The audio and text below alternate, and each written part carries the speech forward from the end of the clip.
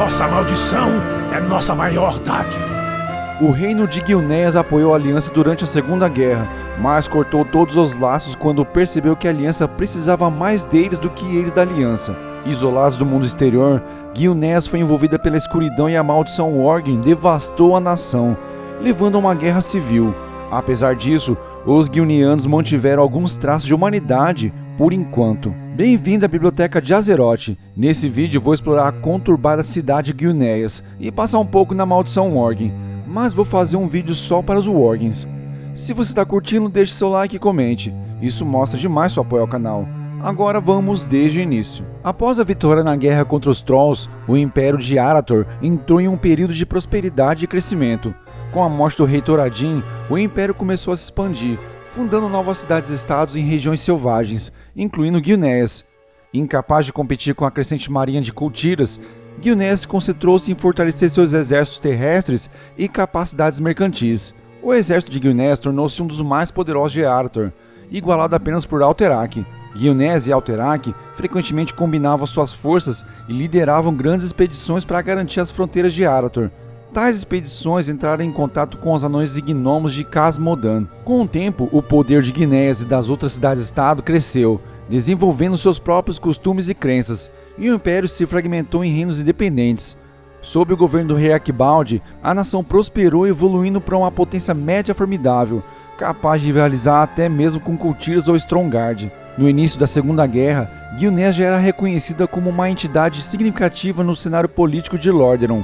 Encorajado por esse fato, o governante do reino, Gin Greymane, não era um forte apoiador da aliança, acreditando que seus próprios exércitos seriam mais do que suficientes para lidar com qualquer ameaça. No entanto, desejando garantir relações comerciais com os outros reinos, Gin enviou uma força simbólica para auxiliar a aliança.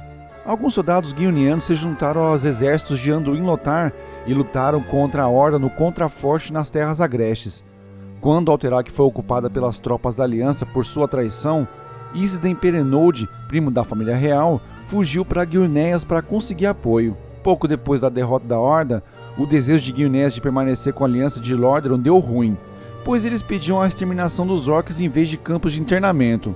No entanto, Terenas Menethil mostrou misericórdia e começou a construir campos de internamento para eles. Isso, juntamente com as despesas que levaram à reconstrução de Vento Bravo, e para piorar, como Gilneas se recusou a financiar a construção da Bastilha de Ethergard, acabou levando a desentendimentos entre os reis. Greymane fez uma última tentativa durante a crise de Alterac, tentando colocar Isiden Perenode no trono de Alterac para ganhar um interesse direto no bem-estar do reino e status favorável das muitas passagens montanhosas do reino. Isso eventualmente falhou, deixando o rei ainda mais desiludido com a aliança.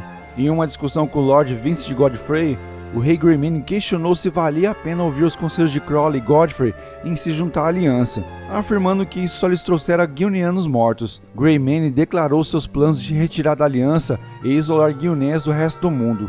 Ao olhar para o mapa, a decisão do rei de fechar as fronteiras da cidade e construir a Grande Muralha cortaria as terras de um nobre mais recente, mas ainda respeitado, chamado Lord Darius Crowley, já que as terras do nobre tinham as montanhas como uma barreira natural que a muralha poderia ser construída. Caso a muralha fosse concluída, ela separaria as cidades Len Ardente e Len Âmbar do restante de Gilneas. Greymane concordou e estava confiante que Crowley entenderia seu raciocínio. Anos depois, enquanto a aliança de Lordaeron estava alheia dos cultos da morte se formando em suas terras antes, a partida de Keltalas, que afirmou que a má liderança dos humanos havia levado à queima de suas florestas durante a Segunda Guerra, juntamente com a libertação dos orcs dos campos de internamento por Thrall, levou à partida de Gilneas e de seu exército da aliança.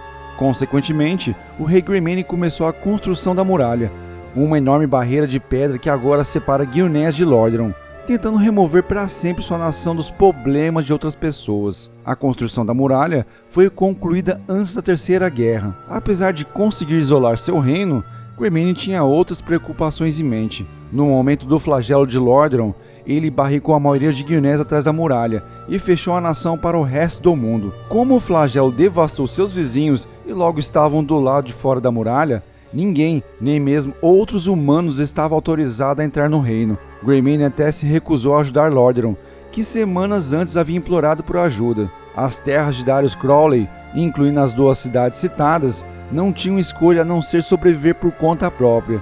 A muralha permaneceu fechada até mesmo para refugiados humanos que pediam refúgio durante e após a invasão do flagelo. O status de Guinéas se tornou incerto para o mundo exterior. No auge de sua força, o flagelo atacou implacavelmente a muralha e ameaçou devorar toda a Guinéas. Seu número era pequeno no início, mas aumentou com o tempo e não enfraqueceu. Os exércitos do rei Greymane mantiveram a muralha por dias contra uma enorme horda de mortos-vivos.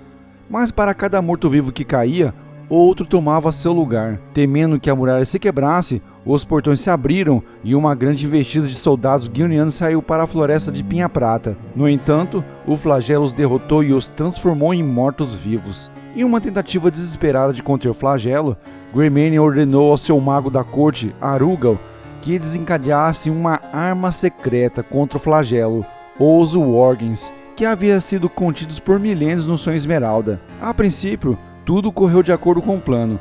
Infelizmente, depois que o flagelo foi expulso, os Worgens se voltaram contra os soldados guineanos estacionados além da muralha, os infectando com a maldição. Começaram a atacar os outros humanos que viviam na floresta de Pinha Prata.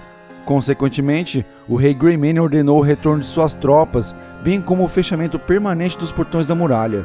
Mas como alguns soldados em retirada foram infectados, eles começaram secretamente a espalhar a maldição dos Worgens. Ao longo dos anos, relatos de ataques estranhos e desaparecimentos aumentaram. O medo enraizou-se nos corações do povo. Enquanto a maldição continuava a se espalhar no reino através do culto do lobo, gradualmente corroendo a humanidade de Guinéas. Guinéas foi protegido do resto do mundo pela muralha e penhascos altos. Refugiados e outras nações pediam ajuda a Guinéas, mas esses infortunados nunca sequer viram um guineano. Muitos se tornaram presas fáceis para os Worgens, que ocasionalmente se aproximaram ao sul da Baixilha da Presa Negra. Durante muitos anos, o rei proibiu qualquer tentativa de deixar o alto isolamento e todos os portos foram fechados, deixando marinheiros e pessoas de outras nações presos em Guinéas. Embora os esforços de Greymane para conter o avanço do flagelo tenham mantido Guinéas fora do alcance dos mortos-vivos, a muralha infelizmente sujeitou os guineanos a um destino sombrio mesmo assim. Muitos caíram sobre a maldição dos Worgens, como aconteceu com seus vizinhos ao norte na floresta de Pinha Prata. Um pequeno grupo de soldados conhecidos como Brigada de Guinéas se juntou à expedição humana liderada por Jaina Proudmoore durante a Terceira Guerra, mas esses foram realmente enviados por Lord Crowley como um ato de desafio contra Guin. Embora uma vez amigo próximo de Guin Greymane, seu isolacionismo obstinado levou Darius Crowley a pegar em armas contra seu rei, liderando seus apoiadores armados para a cidade na tentativa de depor o rei. Uma sangrenta guerra civil eclodiu entre as duas facções, colocando guineanos contra guineanos, irmãos contra irmãs. A chamada Rebelião do Portal Norte oficialmente terminou quando Crowley e seus principais aliados foram capturados pelas forças de Greymane. As divisões políticas levaram a um ódio profundo e amargo entre rebeldes e nobres, algo que só começou a se curar com o foco dos guineanos e seus inimigos em comum. Enquanto os refugiados buscam refúgio atrás da muralha, eles enfrentam as ameaças duplas do flagelo e dos Worgens, enquanto os renegados cercam o reino com a intenção de conquistar e recuperar um poderoso artefato. Liderados pelo primeiro Worgen, Halar Fengfire, a matilha Dente Sangue lança um ataque devastador à cidade de Guinéas, mergulhando a capital no caos. Em meio à carnificina, o rei Guin Greymane ordena a evacuação para o refúgio do ocaso, buscando a ajuda de ex-prisioneiros liderados por Lord Crowley. Com a ajuda de uma sacerdotisa elfa noturna, alguns guineanos amaldiçoados recuperam o controle de sua humanidade, enquanto outros permanecem sob o domínio do aliado de Sylvanas, o Halar. Aí chegamos ao Cataclismo, que rompe a muralha, liberando os renegados sobre Guinéas e dizimando a região sudoeste do reino. Greymane e Crowley unem forças, liderando uma tentativa valente, mas condenada, de repelir os renegados à cidade. Apesar do heroísmo de Liam Greymane, o filho do rei Guin, ele é morto pelas mãos de Sylvanas, levando o rei a abandonar seu amado reino e a buscar refúgio em Darnassus. Impulsionado pela maldição e pela agressão dos renegados, Guinéas relutantemente reentra nas forças da aliança, renovando a guerra contra Sylvanas. Crowley e seus aliados Worgen avançam para a floresta de Pinha Prata, enquanto a aliança monta uma ofensiva renovada contra os renegados, digamos que quase recuperando Guinéas. No entanto, os reforços da Ordem e a traição frustram os esforços da aliança, deixando Guinéas envolvida em conflitos constantes. Apesar da queda do reino, a determinação de Greymane em recuperar Gilneas permanece inabalável, enquanto a batalha por Gilneas continua em meio às alianças imutáveis e aos ataques implacáveis da Horda. Depois que os Elfos Noturnos se mudaram para Mirdrazo nas Ilhas do Dragão, o rei Greymane declarou que havia chegado a hora de recuperar Gilneas. No entanto, a Cruzada Escarlate conseguiu ocupar a cidade, usando-a como reduto para suas operações em Lordaeron. Liderados pela Inquisidora Justíssima, eles estabeleceram seu quartel-general na Catedral do Amanhecer da Luz e encheram a capital com suas forças mais experientes e esconderam explosivos em toda a corte de Greymane. A princesa Tess foi encarregada da operação e organizou as tropas de Gilneas e da 7ª Legião. Apesar da oposição de Gin, Tess também apelou ao apoio de Lilian Voss e Calia Menethil do Conselho Desolado, sendo os renegados especialistas na luta contra os fanáticos escarlates. Durante a recuperação de Gilneas, as forças renegadas bombardearam os escudos sagrados montados pelas forças escarlates na área da catedral, criando uma distração para seus aliados. A princesa Tess, Lilian Voss e o jogador se infiltraram no distrito através do túnel secreto para abrir os portões para suas tropas que esperavam fora da capital. Eles reduziram o número das forças escarlates e recuperaram alguns de seus explosivos antes de abrirem os portões e iniciarem a reconquista de sua cidade. Uma grande batalha ocorreu na frente da catedral, onde os Gilneanos enfrentaram os fanáticos mais poderosos e seu líder. Tess encarregou o aventureiro de usar os explosivos que reuniram para destruir suas barricadas e artilharia, permitindo que seus aliados sitiassem a capital, lhes dando a vitória sobre a ameaça escarlate. Gin reafirmou sua fé em sua filha e abdicou como rei governante de Gilneas, declarando que Tess reinaria como a nova rainha, pronta para liderar seu povo em direção a um futuro melhor.